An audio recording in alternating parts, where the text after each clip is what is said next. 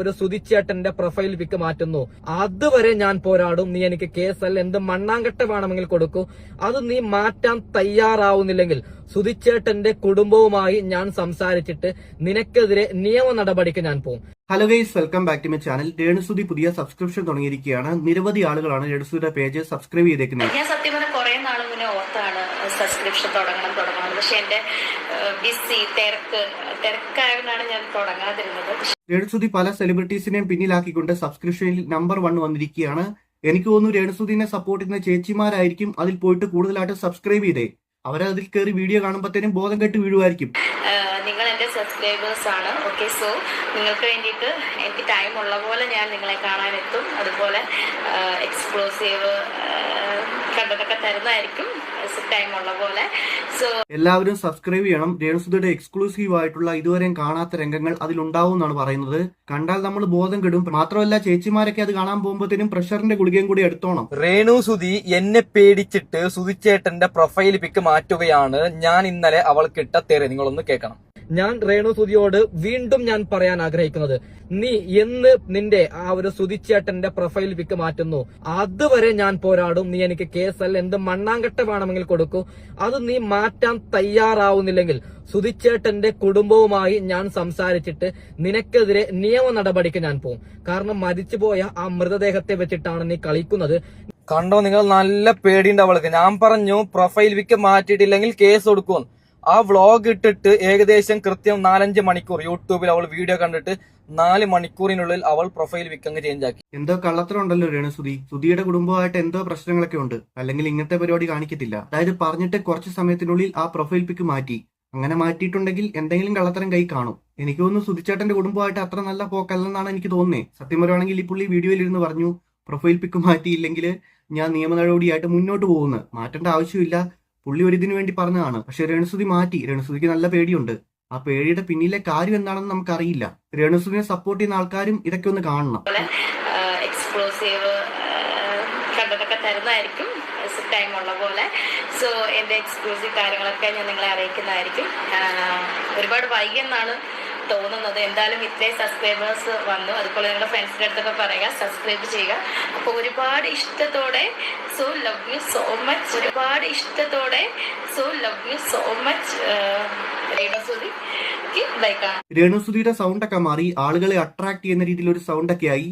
ആളുകളെ അട്രാക്ട് ചെയ്യാനായിട്ട് രേണുസുതി എന്ന ഓരോ വഴികളെ ഈ ഒരു മേഖലയിലേക്ക് വരാനായിട്ട് രേണുസുതി കുറെ കാലമായിട്ട് ആഗ്രഹിച്ചിരുന്നു. പക്ഷെ ഇപ്പോഴാണ് പറ്റിയത്. ഇപ്പോഴാണ് അതിനുള്ള റൈറ്റ് ടൈം എന്നാണ് രേണുസുതി പറയുന്നത്. ഇതൊക്കെ കാണുമ്പോഴത്തേനും കുറെ ആൾക്കാർ പറയും രേണുസുതി ജീവിക്കാൻ വേണ്ടിയിട്ടല്ലേ, നിനക്കെന്താണെന്ന്. എങ്ങനെയെങ്കിലും ജീവിച്ചോട്ടെ എന്ന് കരുതുന്ന ആൾക്കാരാണ് നിങ്ങളെങ്കിൽ എനിക്ക് നിങ്ങളോടൊന്നും പറയാനില്ല, പറഞ്ഞിട്ടും കാര്യമില്ല. ഈ ഒരു സബ്സ്ക്രിപ്ഷനിലൂടെ രേണുസുതി നിമിഷ ബിജോയിനെയാണ് പിന്നിലാക്കിയിരിക്കുന്നത്. നിമിഷ ബിജോ ഒരുപാട് വീഡിയോസ് ഒക്കെ ചെയ്തിട്ടുണ്ട്. 1000-ൽ വീഡിയോ ചെയ്തിട്ടുണ്ട്.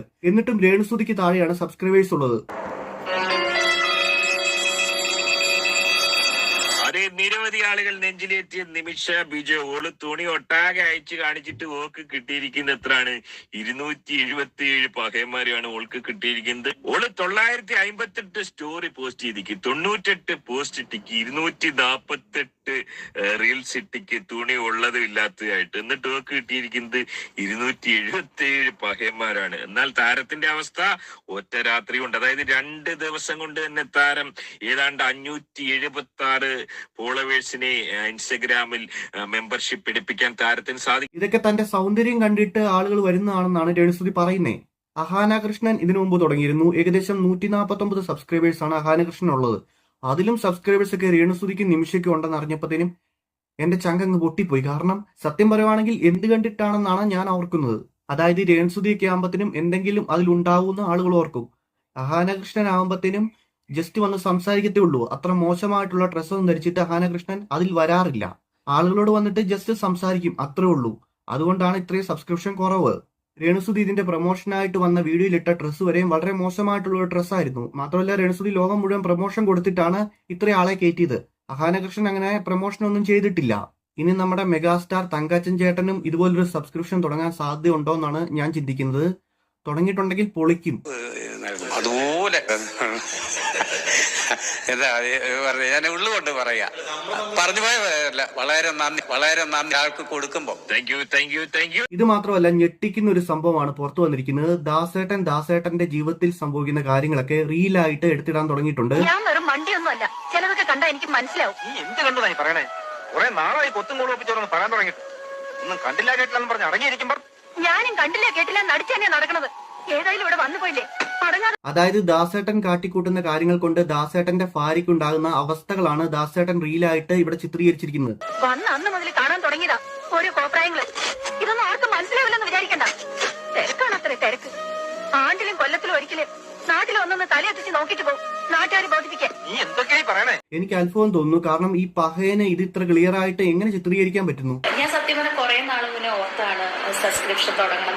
പക്ഷെ എന്റെ ബിസി തിരക്കായതുകൊണ്ടാണ് ഞാൻ തുടങ്ങാതിരുന്നത്. പക്ഷെ നിങ്ങൾ എന്റെ സബ്സ്ക്രൈബേഴ്സ് ആണ്. ഓക്കെ, സോ നിങ്ങൾക്ക് വേണ്ടിയിട്ട് എനിക്ക് ടൈം ഉള്ള പോലെ ഞാൻ നിങ്ങളെ കാണാനെത്തും. അതുപോലെ എക്സ്ക്ലൂസീവ് കണ്ടതൊക്കെ തരുന്നതായിരിക്കും ടൈം ഉള്ള പോലെ. സോ എൻ്റെ എക്സ്ക്ലൂസീവ് കാര്യങ്ങളൊക്കെ ഞാൻ നിങ്ങളെ അറിയിക്കുന്നതായിരിക്കും. ഒരുപാട് വൈകിയെന്നാണ് തോന്നുന്നത്. എന്തായാലും ഇത്രയും സബ്സ്ക്രൈബേഴ്സ് വന്നു. അതുപോലെ നിങ്ങളുടെ ഫ്രണ്ട്സിൻ്റെ അടുത്തൊക്കെ പറയുക, സബ്സ്ക്രൈബ് ചെയ്യുക. അപ്പോൾ ഒരുപാട് ഇഷ്ടത്തോടെ. So love you so much രേണുസുതി. ഇപ്പൊ രേണുസുവിനെ സപ്പോർട്ട് ചെയ്യുന്ന ഒരാളാണ് നിങ്ങളെങ്കിൽ തെറ്റ് കണ്ടാൽ തെറ്റെന്ന് തന്നെ പറയണം. ഇല്ലാതെ സപ്പോർട്ട് ചെയ്തിട്ടുണ്ടെങ്കിൽ അവരുടെ ജീവൻ തന്നെയാണ് സ്പോയിൽ ആകുന്നത്. ഗൈസ്, എന്തൊക്കെയായാലും എനിക്ക് ഇത്രയൊക്കെ ഉള്ളൂ പറയാൻ. വീഡിയോ ഇഷ്ടപ്പെട്ടെങ്കിൽ ലൈക്ക് ചെയ്യുക, സബ്സ്ക്രൈബ് ചെയ്യുക.